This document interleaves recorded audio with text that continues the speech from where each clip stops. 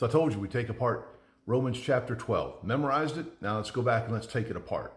We did verse 1 yesterday. Let's do verse 2 today. Do not be conformed to this age, but be transformed by the renewing of your mind, so that you may discern what is the good, pleasing, and perfect will of God. What the Bible's telling us to do here, and this is a command, is that don't be like the world. Don't follow the world. Don't get into the world's traps. How do you do that? How do you do it? By what you take into your mind.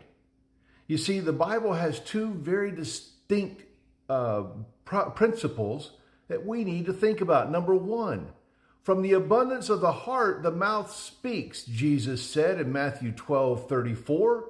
So whatever you take in is going to be what comes out. From keep your heart, Proverbs 4:23 tells us, keep your heart with all diligence, for out of it are the issues, or the things you do in life. What you put into your heart is going to be what comes out in your mouth and in your actions. If you want to be more Christ-like, turn the TV off. Instead of what's the next season of Grey's Anatomy or whatever the popular show is, or Tiger King or whatever that show was, whatever the next season is, or what's the next football game, turn the TV off. Again, I've told you this is a struggle for me. I realize it's a struggle and something that I've tried to do. How can I get more time? Because we all have 24 hours in a day, and we all get to choose how we spend our time. So I find myself going, I'll just check a score on my phone later on rather than watch a game.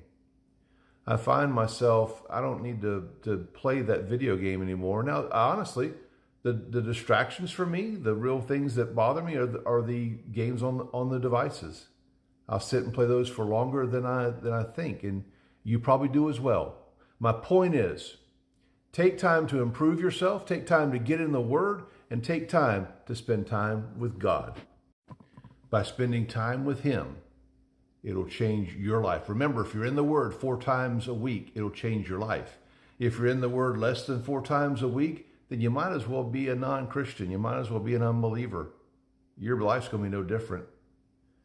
The thoughts that shape our lives come from what we put in and what we take in.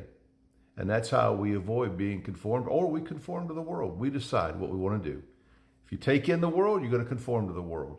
Take in Jesus, you're going to conform to Jesus. Thanks.